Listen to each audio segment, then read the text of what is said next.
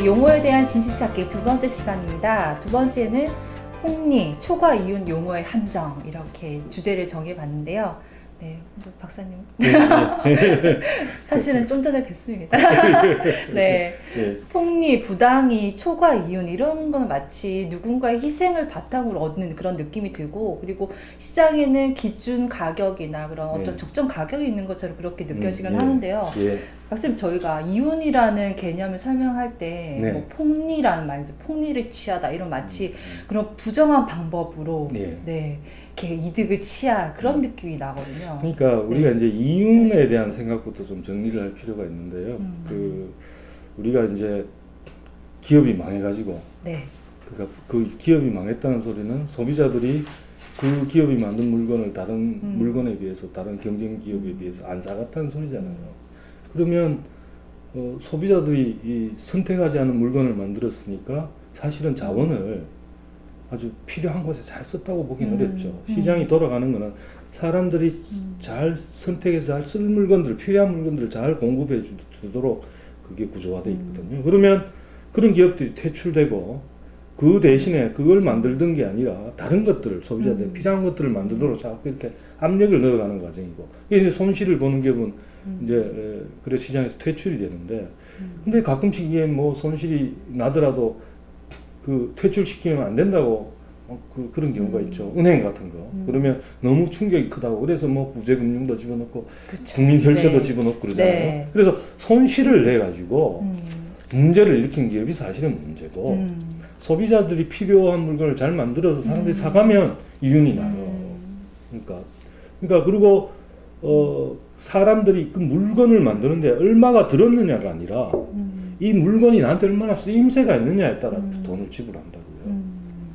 그래서 만약에 불이 아주 귀한 시절이라면 불 켜는 게 성냥 만드는데 돈이 얼마 들지 않더라도 사람들이 기꺼이 자기가 직접 그 불을 피우려면 너무 힘든데 간단하게 할 수 있다면 그건 상당한 돈을 주고도 살 의사가 있는 거예요.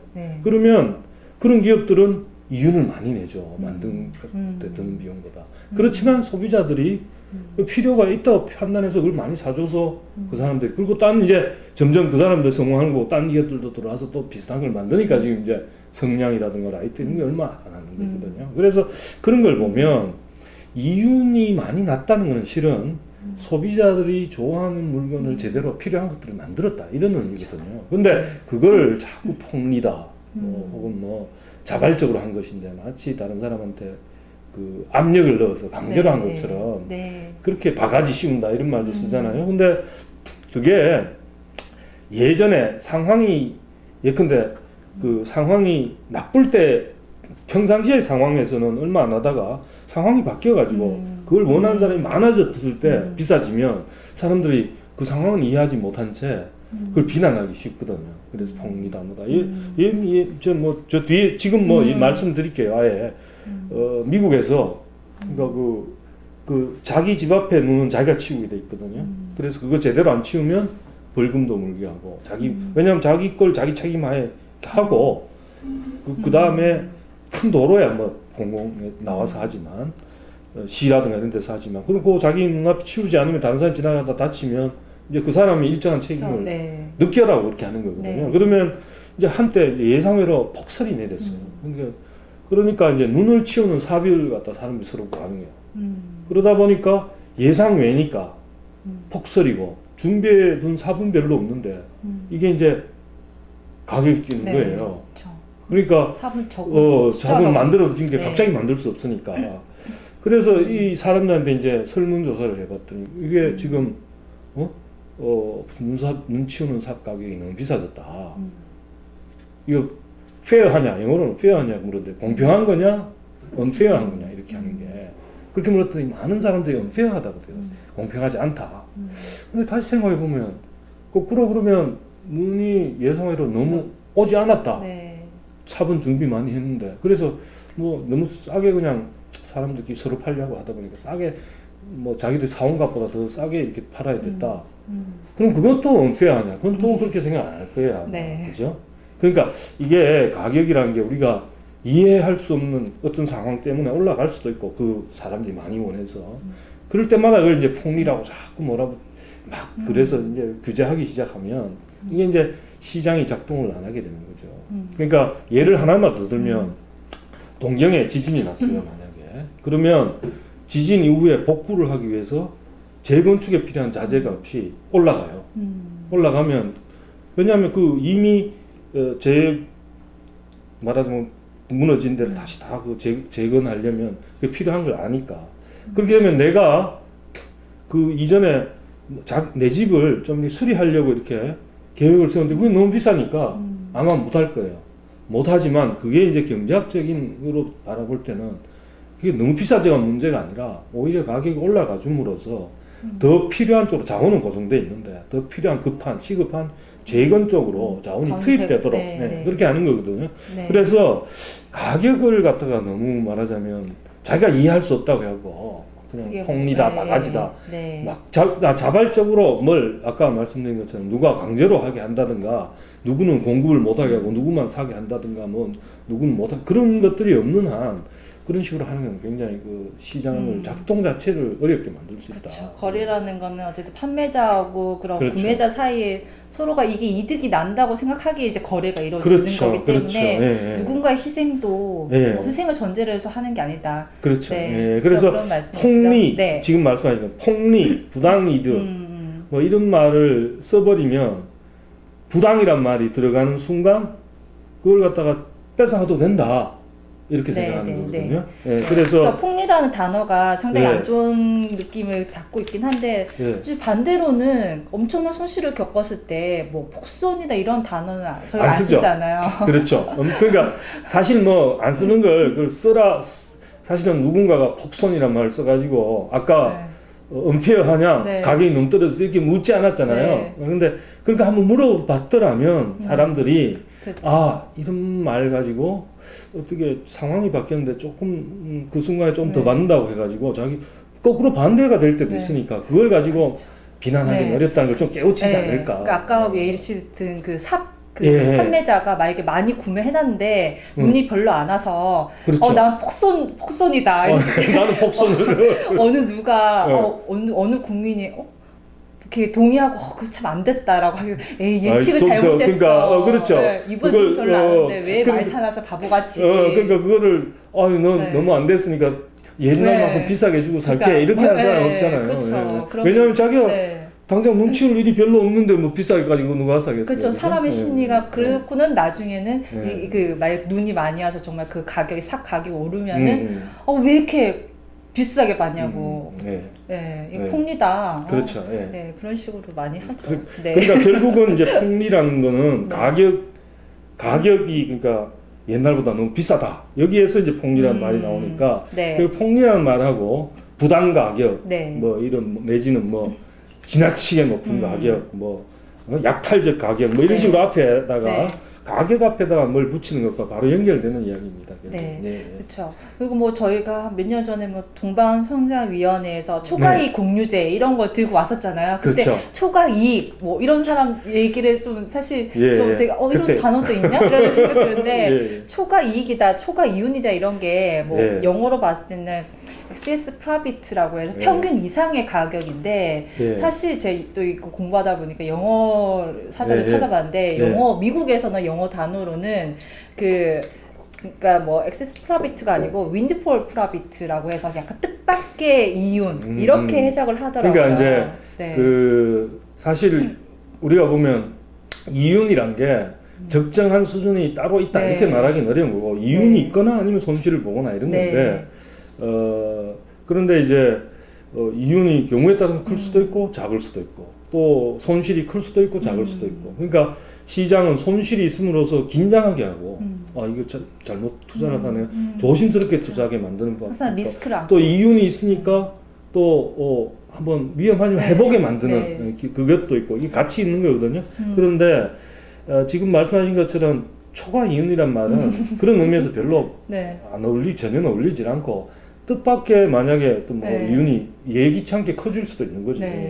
항상 세상 일이란 게 운치를 뭐 기상, 운이 70%고 자기 어떤 노력이나 기능, 기술 이런 게 30%라고 그러는데 뭐 축구 경기나 뭘 해봐도 우리가 뭐 저기 이런 표현을 해도 될지 모르겠는데 한화가 지긴 하지만 가끔씩 넥센 1위 하는 넥센도 이기잖아요. 그래서 그런 것처럼 막 네. 좀 모른다고 또 직접 해봐야 아는 거고 또 거기에 매력이 있고 네. 사는 재미가 항상 정해져 있으면 이건 무슨 매력이 있겠어요. 그러니까 그런 점에서 이제 윈드폴이라는 게 그런 걸 뛰어넘는 아주 크게 났을 때 누군가 운이라든가 네, 예기치 네, 못한 네. 그것 때문에 크게 이제 돈을 벌 수가 있죠. 네. 예컨대 아까 그 눈사업 눈이 예상외로 너무 많이 와가지고 그 파는 사람이 큰 돈을 아주 벌 수도 있는 거잖아요. 근데 그렇죠. 그렇게 하더라도 아까 네. 말씀드린 것처럼 이런 표현 자체도 윈드폴 프라핏이라는 게 뜻밖의 이윤 내지는 뭐 운에 의한 이윤 뭐 이런 거라 하더라도 그걸 갖다 또 윈드폴 프라핏이란 말도 그런 점에서 그렇죠. 조금 조심스러워요. 왜냐하면 운 때문에 그러니까 또 느껴지니까. 너의 노력이 아니라 네. 네 탓이 아니라 딴 사람 네. 내지는 외부적인 요인 때문에 네가 얻었으니까 왠지 가져가도 그 사람들 그쵸. 가져가도 상관없을 것 같은 그런 느낌을 줘서 이것도 사실은 그렇죠. 근데 저 사실 윈드폴 프로바이트 같은 경우도 그런 뭐 우연히 생긴 이득 이거를 뭐 사람들이 우연히 그냥 행제로 얻은 건데 가져갈 뭐 합당한 권리가 있냐라고 의문이 그렇죠. 제기될 수 있지만 또 기업 입장에서는 그런 그 손실까지도 생각하는 그럼요. 리스크를 안고 모험을 한 거잖아요. 투기를 한 거잖아요. 그렇죠. 모험을 했고 네, 그리고 정확한 예측을 했을 때 이득이 없는 거니까 이게 과연 뜻밖의 이윤이라고 볼 수는 없다. 그렇게만 보기는 네. 대비를 사람이 여러 가지 뜻밖이라 하더라도 준비된 뭐라더라 운도 그러니까 준비하는 사람한테 찾아간다든가 뭐 네. 그런 말이 있듯이 네. 그걸 이제 그 기회를 잘 이렇게 하는 것도 또 하나의 뭐 그걸 또 준비 내지는 거라고 보면 뭐 순전하게 퓨어하게 운 때문이다 완전하게 그렇게 말하기는 어려운 것 같습니다. 그리고 이게 이제 또 하나는 이제 우리가 이제 가격하고 우리가 좀 참 그 평소에 제가 좋아하는 분인데 연안박지원 그분이 했던 이야기 꼭 해드리고 싶어요. 뭐냐면 한양에 기근이 들었대요. 기근이 드니까 이제 쌀값이 폭등할 거 아닙니까? 그러니까 쌀 값이 너무 부당하게 높다, 너무 높다. 그래서 이걸 갖다가 통제를 좀 하자고. 그때 연암이 이제 생활고 때문에 그 서울시 하급 공무원을 하고 있었는데, 근데 워낙 저명한 사람이고 이미 뭐 정조 대왕이 이미 알 정도로 그러니까 이 한성 서울시장이지만 연암한테 의견을 구한 거예요. 쌀값을 좀 통제하자고 왕한테 추천을 하려고 하는데 당신 생각은 어떠냐 그러니까 연암의 그 대답이 제가 생각에 지금 웬만한 경제학자보다 훨씬 낫습니다. 뭐라 그랬냐면 대답이 그거 뭐 수요 월 뭐 이렇게 얘기한 게 아니라 지금 쌀값을 통제하면 지금 다른 지방에서 한양으로 쌀을 실어 오던 배들이 뱃머리를 돌릴 것입니다. 이렇게 얘기를 해요. 그래서 한양의 기금 문제가 더 어려워질 것입니다. 얼마나 멋있습니까? 그러니까 가격이 높다는 이야기는 공급은 한양 내에 공급은 쌀이 얼마 안 되는데 찾는 사람은 예전에 비해서 뭐 기근이니까 높아지니까 그래서 아마도 한성 부윤 생각에는 그 쌀값 통제하면 좀 어려운 사람도 더 먹을 수 있지 않을까 싶었는데 실은 아니라는 거지. 그 쌀을 싣고 와야 공급이 많아져야 실제로 실제 가격이 떨어질 수 있는 거지. 그게 그냥 값으로 강제로 명령으로 너 이거 지금부터 얼마로 해 한다고 해갖고 그렇게 되는 게 아니라는 얘기죠. 그래서 그런 통제를 할수록 오히려 결과는 더 나빠진다는 거예요. 어려운 사람들이 더 먹기 어려워지는 거지. 그래서 그런 점을 볼 때 어려운 사람을 위해서 뭘 더 그걸 해야 된다 이런 논리도 사실은 잘 성립하지 않습니다. 그렇죠. 그리고 폭리나 그런 뭐 초과 이윤이다 이런 용어를 쓸 때는 이게 어떤 시장에 어떤 적정 가격이 있기 때문에 그거를 초과한 이익이라는 얘기잖아요. 그래서 동반성장위원회 같은 경우에도 대기업들한테 납품 기업들한테 적정 가격이 따로 있다. 납품 가격을 보장하라 이렇게 했는데 그것도 적정 가격이 있다 본 거죠. 그것도 이제 지금 이제 굉장히 중요한 말씀하셨는데 예전에 지금까지 남아 있는 생각 가운데 어떤 물건의 가격이 이게 얼마가 되어야 하느냐는 생각에 이거 만드는데 얼마 들었으니까 얼마여야 한다 이런 생각이 있다고요. 근데 그게 아니라고 시장이란 데는 소비자들이 아까 말씀드린 것처럼 성량 말씀드렸잖아요. 그것처럼 사람들이 이거 아무리 비싸게 만들어 놨다 하더라도 돈을 많이 들여서 그거 살 생각이 그 사람들한테 이거 나한테 별로 필요하지 않다 싶으면 안 살 거 아니에요. 그쵸. 가격이 떨어지고. 그러면 그거는 네. 여기에 들어간 만큼의 돈을 회수할 수 없다고요. 그런 것들은. 사실은 바로 그렇기 때문에 손실을 보기 때문에 자원들을 아껴서 조심스럽게 잘 투자하려고 노력하는 거고. 그래서 시장의 가격이라는 네. 것은 이게 얼마 들었다고 해서 그 든 가격에 든 비용에다가 얼마를 덧붙인 가격을 받아야 한다. 네. 혹시 그게 정당하다. 혹시 이런 생각을 가지고 있다면 그 네. 그건 시장이 실제로 작동하는 네. 것과는 다르다. 아무리 그게 뭐 비싸든 네. 뭐 아니든 뭐 그건 아니라는 거죠. 소비자가 그 물건에 대해서 얼마만큼의 가치를 그렇죠. 두느냐에 따라서 그렇죠. 시장 그 가격이 그걸 뭐 네. 좀 그럴듯하게 표현하면 가치란 네. 거는 보는 사람의 눈에 달린 거지. 그렇죠. 주관적으로. 네, 주관적으로 그거 쓰는 사람 주관적으로 네. 그거지. 그 물건 안에 내재 있는 건 아니다. 네, 들어간 비용을 무조건 보장해서 가격이 책정되는 건 아니 아니고. 누가 자기 마누라가 되게 예쁘다 그러면 예쁜 거지. 옆에 사람이 그 사람이 예쁘다는데 야 왜 너 예쁘게 봐 그거 안 예뻐 자꾸 그럴 필요 없는 거죠. 네. 그렇지 않아요? 네. 네, 사모님이 상당히 미인이신 걸로 네 그렇게 말씀하시려는 거죠. 네, 네.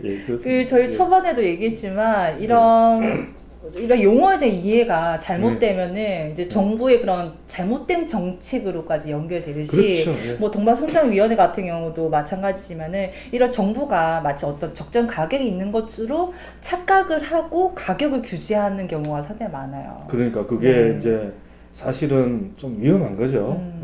그게 아까 말씀드린 것처럼 만약에 재건축 그 동령 지진 났던 그런 거라든가 네. 한양의 기근 그 말씀드렸잖아요. 네. 그다음 눈삽 네. 이야기. 근데 그런 것들을 이제 자칫 그 착각해서 실제로 그렇게 한 사례가 있었어요. 뭐냐면 우유 그 로베스피에르 때 그 가난한 애들이 지금 우유값이 너무 비싸요. 우유를 잘 못 먹이고 있다는 이야기를 듣고 우유값을 통제를 했대요. 통제 로베스피에르가 반으로 하라. 그러면 가난한 사람도 사 먹을 거 아니냐. 그렇게 했더니 아니 이거 이제 우유가 품귀 현상이 벌어진 거예요. 그렇죠. 왜냐하면 안 기존에 생산된 우유에 대해서는 그때는 공포정치 네. 담도돼 있고 이럴 때는 무서운 시절 아니에요. 네. 그러니까 잘못 네, 제대로 안 따랐다면 이게 지금 위험하니까 벌이 가혹하니까 그래서 그 재고에 대해서는 아마도 그렇게 했는데 그렇게 하더라도 자기 좋아하는 사람이라든가 그런 사람들한테 주든 건 아니면 뭐 어떻게 네, 했겠죠. 근데 그게 네. 다 소진되고 난 다음에는 네. 만드는 사람이 있어야지. 그렇죠. 너무 가격이 낮으니까. 반인데. 네. 그러니까 왜가 안 네. 도냐 품귀 현상 벌어졌다 그러니까 네. 물어봤더니 이제 사료값이 얼마를 하는데 이 사람들이 수지가 안 맞다 그렇게 하면 그래서 공급 안 한다. 그러니까 거기서 그쳤으면 좋았어요. 근데 그러면 이번엔 사료값도 반으로 하라 이렇게 되니까 네. 사료가 안 만들어질 거 아니에요. 그러면 사료로 되는 뭐 고기라든가 그런 데까지 다 문제가 다 짚어지는 거라. 그런데 흥미롭게도 조지 워싱턴 같은 사람이 네. 독립전쟁 하면서는 영국에 대해서 이 사람이 이제 군수 물자가 많이 있어야 전쟁에 이기겠다 싶어가지고 물자를 싸게 시장 가격보다 이렇게 해보니까 이게 농부들이 식량을 안 내놓네. 사기가 더 어려워지는 거예요. 네. 그러니까 이 굶주림 때문에 진 경험을 하고 난 다음에 전쟁을 할 때도 절대로 시장 가격보다 네. 더 주면 더 줬지 덜 주지 않았다 그래요. 그 군인이랑 총칼 있으면 너 내놔 그럴 수도 있지만 그렇지 않았다는 거죠. 싸게는.